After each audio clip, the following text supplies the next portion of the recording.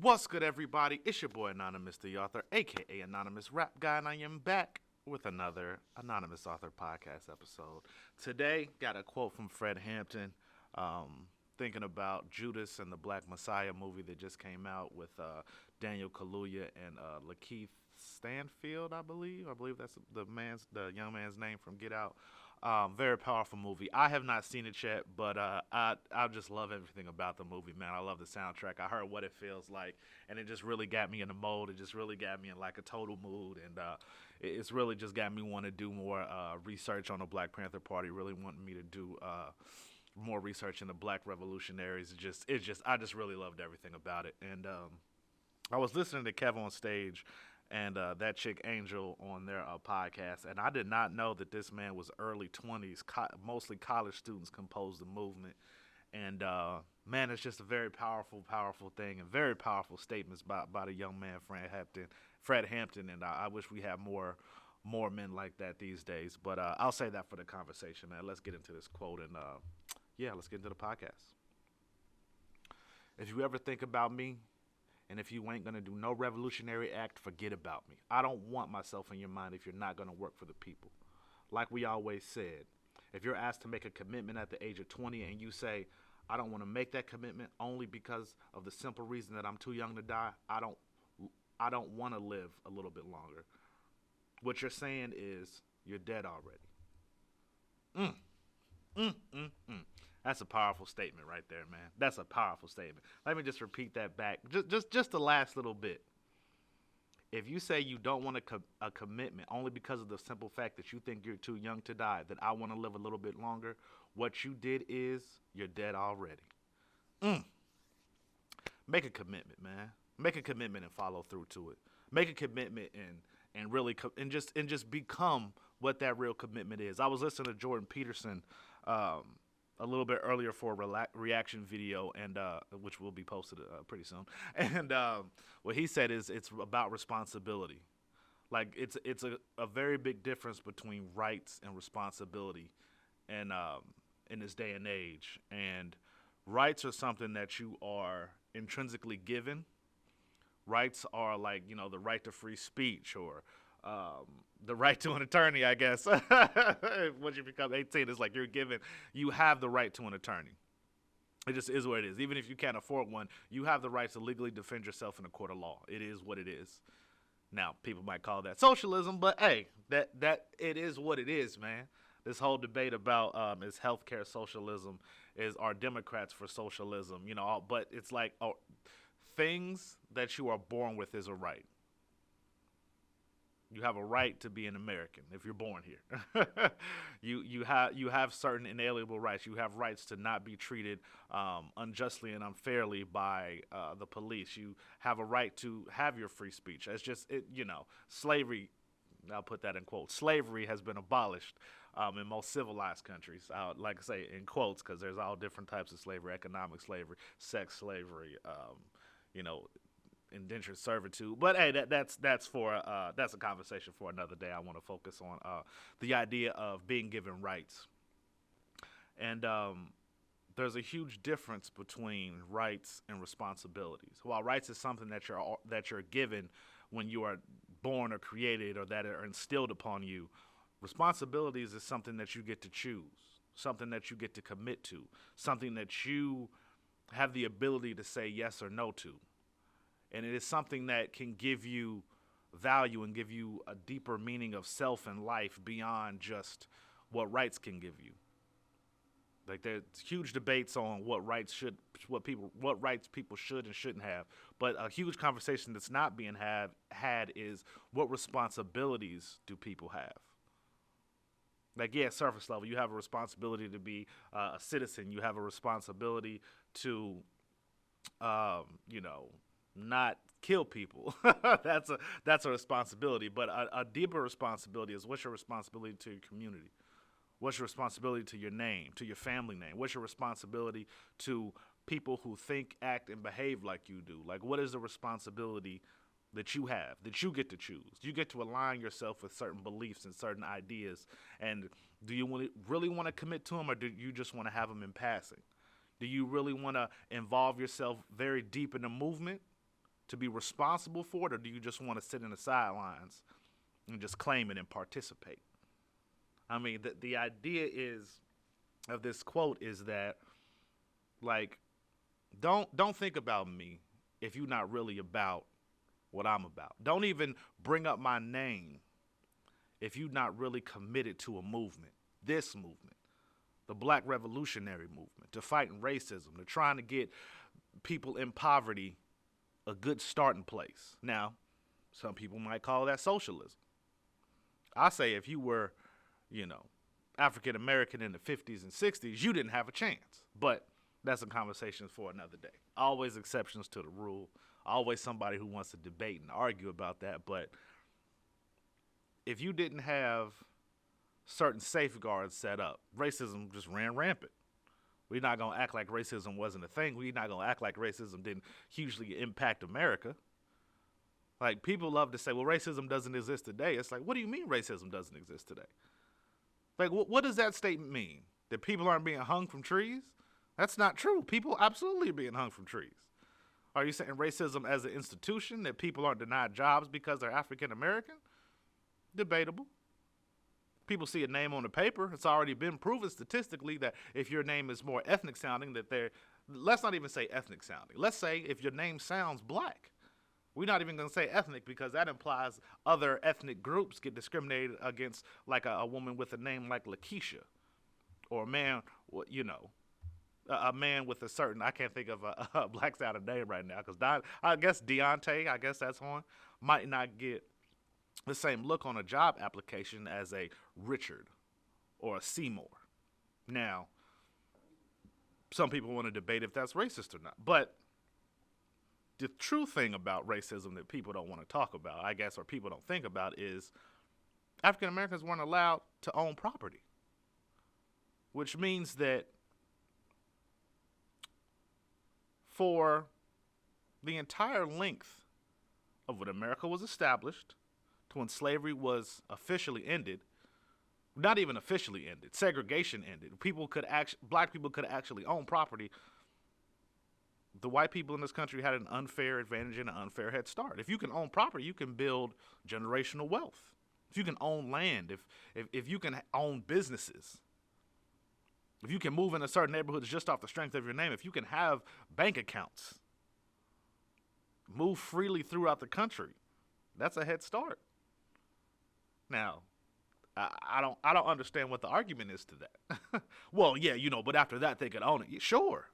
After hundreds of years of not being able to. And you don't think the Rockefellers had a head start? If you don't know that name, research John D. Rockefeller. You don't think that they had a head start? I mean, like, how does racism not exist in this country? People have had hundreds of years of head starts because of the foundation of racism. So now when people who are black happen to say, well, racism is real, and people happen to come back with, well, it's not real today. It's like, what do you mean it's not real today? How does your hundreds of years of a head start not contribute to where I am in this day and age? Well, if you just would hunker down. I honestly, and this, I don't honestly feel like this is a racist viewpoint, but I don't feel like white people really have the right to debate with African Americans about what head starts or what's fair, what constitutes fairness, and what constitutes level playing field in today's climate.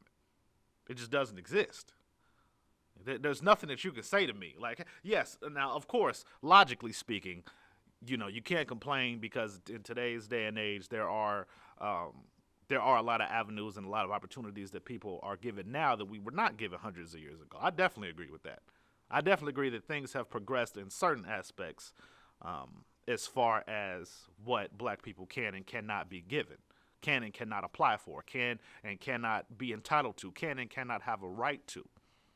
But that doesn't mean that there wasn't a 100-year head start. That doesn't mean that you can't see the head start and talk about it or even complain about it. You have a right to do that. It makes no sense to me when people just argue that, well, if they just hunker down and really apply themselves, in certain aspects, sure. But if I'm living in poverty and I don't have access to the same information that you do. And I've never known about maybe scholarships or applying to colleges. I didn't have the same textbooks that you did. I didn't have counselors because the school system that I grew up in was so strapped for cash. The violence ran so rampant that the only things that we heard about was, DARE, drug resistance. Oh man, drug abuse resistance education, I believe is what it stood for. And that's all we got. We didn't have a chance to learn about, this is how you apply to get scholarships. This is what grants are. This is how you start a business. This is how you become an entrepreneur right out of high school. College isn't a necessity. It's an option. That wasn't drilled into a lot of us in my school. But hey, we all have the same opportunities, right?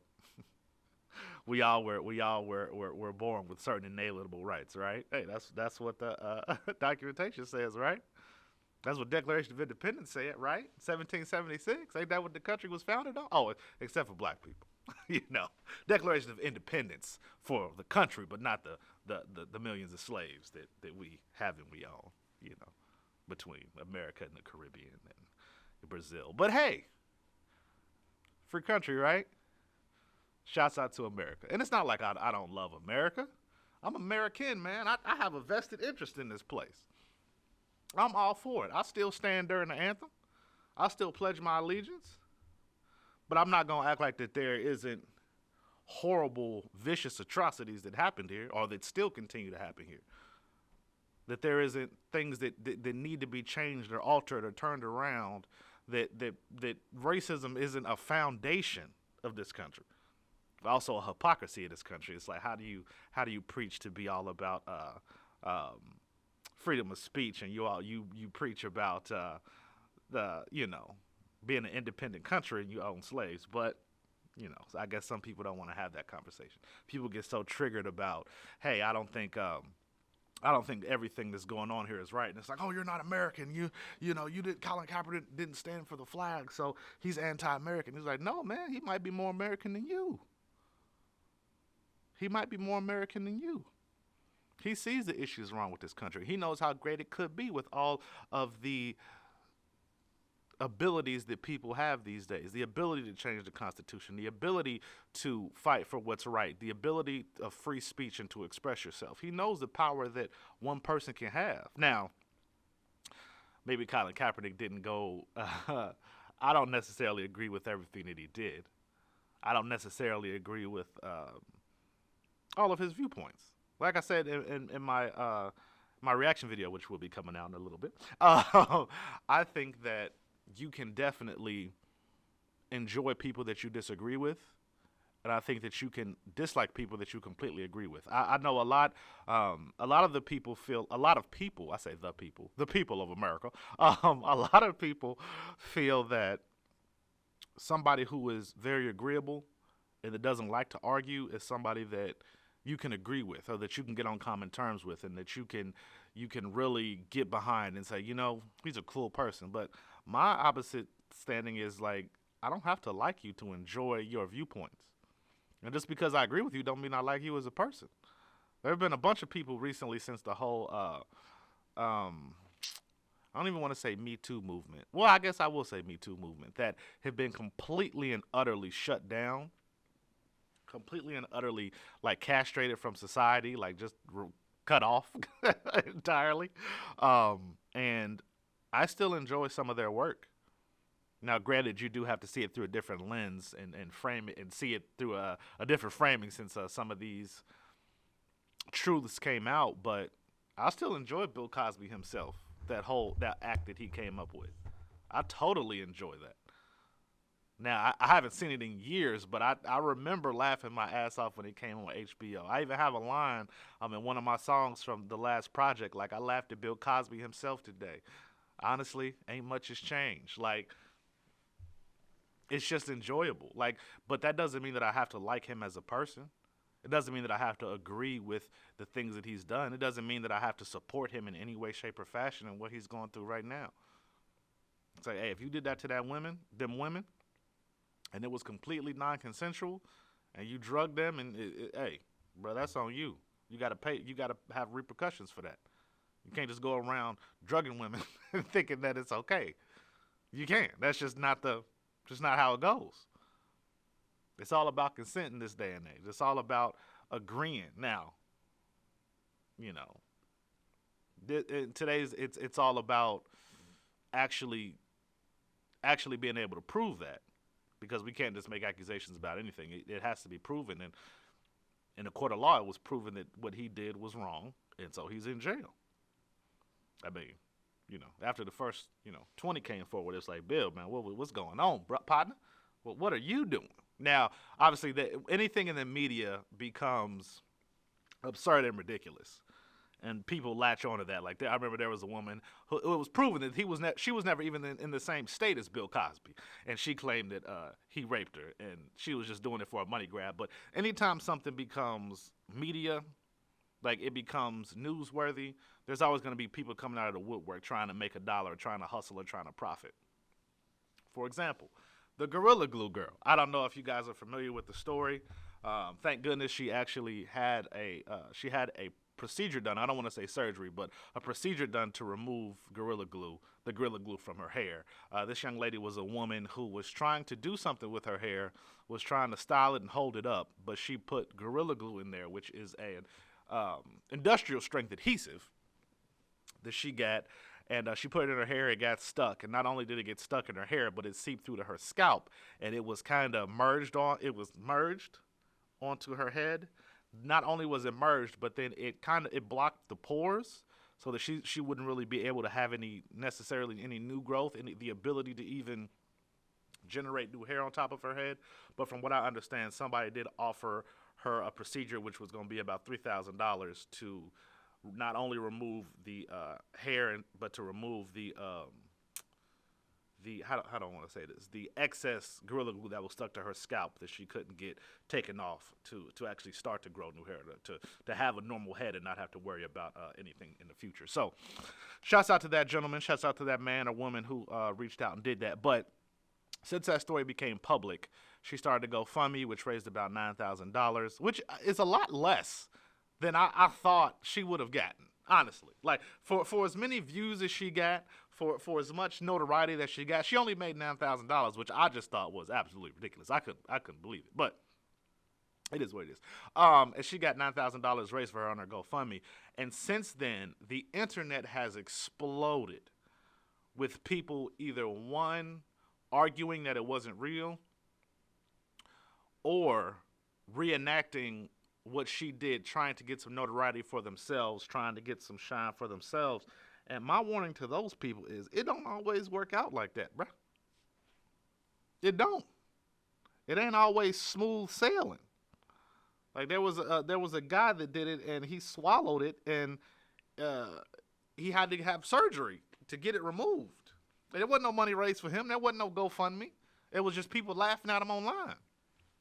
Like, one, it's always, the first to strike gold, to strike oil is usually the one that gets to keep the oil, in the sense that the person who does it first is usually the one where the news round makes of it. Like, a lot of these people, they didn't get on the news. They didn't make the rounds in media tables. They didn't get the notoriety that this young woman got. And I don't even want to say notoriety. I was going to say clout, but who didn't get the exposure, let's say that the young girl got. But they still got to deal with the consequences. It's a video on World Star Hip Hop right now of somebody doing that, trying to be like she did, and be like, oh well, you see, I'm still combing through it in the middle of the video. The comb kind of gets stuck, and he's like, I cannot do anything with my hair. And it's like, yeah, what did you expect? Like, why would somebody lie about that? Well, it is, like I say, it is the internet, so people will always do a little something extra for some change, man. And I do mean literal change, money, like not to make a difference, but actual financial incentives. People will do some crazy things. That's the negative side of what the internet has become. It's just people will do anything, not even for actual cash, but just to get some extra views on the video, just to get some extra play or clout on social media. And it's like, is that what y'all want to do? I'm all about getting to the bag. If it don't make money, it don't make sense. You know what I'm saying? That's the quote that I have stuck by, that I love so much. Is like, if it don't make money, it don't make sense to me, bruh. Oh man, I had some Cheerios earlier. I've been holding in the burp, trying to make it to the end of the podcast, trying to get to these 30 minutes, and I've just been failing, miserably. So, yeah, I know I started off a little crazy, but shout out Fred Hampton, man. Shout out the Black Revolutionaries. Started the movement. Just to give a little background on who Fred Hampton is after my ridiculous rant about everything. Fred Hampton was a member of the Black Panther Party in the Chicago division. He did start many initiatives. One of the best known is the Rainbow Coalition. The Rainbow Coalition was a movement. It wasn't necessarily a specific act, but a movement headed by Fred Hampton and some other people in Chicago, Illinois. The Rainbow Coalition brought together a bunch of different cultures and ethnicities and races to come together. Like I said, I want to keep stressing this was in Chicago, Illinois. They came together and said, hey, we got to put the guns down. We have to stop the violence. We have to come forward and be not only nonviolent, but push each other to try to get ahead, to try to help each other in this crazy, crazy situation that we have in Chicago, Illinois. And people came together and actually agreed to it and actually fought for it and went to jail for it. In Chicago, Illinois, one of the most violent cities in America today, in 1969, this was an actual movement. About 50 years later, and everything was completely undone. Blacks hating blacks, Latinos fighting over Latinos, old versus young. Whatever demographic you want to put, they're fighting over it in Chicago. People getting killed, and not only just the hood, but in expensive districts. Rest in peace to FBG Duck. It's like, it's just crazy. Like, oh, man. Like, there was a guy on Joe Rogan the other day not the other day, this was like a year ago, that was talking about how certain sects of Chicago, per capita, per the amount of people there are more murders there going on than in some of the most violent places in Mexico. Now, he did quantify it, saying that Illinois is a state compared to Chicago as a city versus a Mexican country versus a Mexican city. It's like per capita, Chicago is much more dense. It's a much more metropolitan area. There's a lot more people concentrated in a small place. So with that being the city's landscape, like Mexico has entire countries that are violent, but Chicago as a city being denser, murders occur a lot more because there are so many people. Sometimes it's intended, sometimes it's stray bullets, sometimes it's crosshairs, sometimes it's crossfire, and it can get crazy like that. But in the city that the Black Panthers went to, that fought for different races to come together, it's like it all just fell apart. Now, some of that you can blame on institutions. I'm a conspiracy theorist by nature, so I think the higher ups did it just by slowly deconstructing certain communities and relocating certain gangs to other areas where there were other gangs just in the vicinity. Like when you give people houses, you give people homes, you kind of set them up to be like, because you know where someone lives. Now, if you live in a certain, I'm not advocating that people live in apartments, but with apartments, you can move people very quickly and very easily, very fluidly, with no problem, because your name isn't on that property. You're just renting it from someone. Section 8 housing, but Chicago is a little bit different. Chicago, similar to California, is they gave people actual homes to set up in, trying to give them generational wealth, but it kind of backfired because people knew where people stayed. People knew exactly how to get to you just by a Zillow search or just by, simple stuff like that. In apartments, it's like you have security doors, you have certain safe proofs to help you. But Chicago, they waiting for you. Chicago is just crazy. Chicago's a crazy place. I wouldn't go there for all the tea in China. I hear it's beautiful. I hear it's a lovely place, but nah. Like I say, hey, if you want to pay me, hey, shout out to y'all. I will slide through. Yeah, want me to do a comedy set? Hey, shouts out to you. I want to say I'll never come there, but I definitely ain't going without some security. I definitely ain't going without a weapon or two. Okay? I definitely ain't hanging out late night at no clubs and no bars. I ain't going by no gas stations late at night for nothing. Like I say, it's just certain things that you learn about. I didn't know. I just found out about California that you're not supposed to wear baseball hats. Like just walking around the city in L.A. I didn't know that whatsoever. Because people will approach you and be like, hey, man, where you from? Now, that's something when you hear, your heart just start beating like, huh? What? Where am I from? What? What's that over there? And then you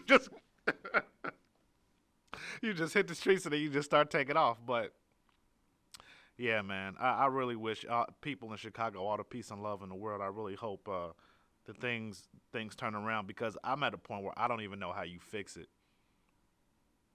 Now, I have no, like, you could take the New York route to say if they find any gun on you plus however many bullets you get. I think it's a year per bullet in New York.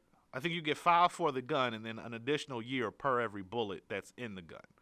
I think that's how they do it. That's why people walk around with revolvers, because it's like, hey, at least I'm only getting 6. I ain't getting, 16 in the clipboard in the hole. That's 22 years. You know what I'm saying? Hey, I just get 5 for the gun, 6. That's 11. Hey, I could do that plus probation. Well, I might be able to get out early, but yeah. Heaven forbid you have a machine gun. It's like, oh Lord. Oh, kids. Ain't gonna get out of prison. You do a triple life, homie. But yeah, man, I keep everybody in my prayers. Chicago, I keep y'all in my prayers. Y'all have some great. There's so much history to Chicago. There's so much black history. Let's not even just limit it to Chicago. Now I got the hiccups from laughing. Damn it, I'm about to get off of here soon. But there's just so much history in the Black Panther Party. So much history in Black revolutionaries. Just so much history to Black American history. I feel like that has to be I'm sure there are classes, but it's got to be taught in schools. Like, general history is okay, I guess, but you've got to start, when they start getting to be like juniors and seniors, like I feel like general history could be taught like in 8th and 9th grade, and then you get into more specific history classes as you move up, because I learned about George Washington Carver about 50 million times. Now, granted, I did write 3 papers on him voluntarily. Because my junior year, I was like, I had wrote it, and the teachers, it had a different teacher, and she didn't really know about it. So I totally went back and pretty much did the same paper again. Got a great grade again, and I was like, I wish I had another year. I could ace this again. But yeah, absolutely terrible. Yo, these hiccups are kicking my butt, guys. I appreciate y'all for stopping by, man. Let me get off here and get me some water. I'll catch y'all next time. Please be kind. Please be dope. But more importantly than anything else, be yourself. And try not to get the hiccups like your boy. Oh, goodness. I'll catch y'all next time. Anonymous out. Be safe, y'all.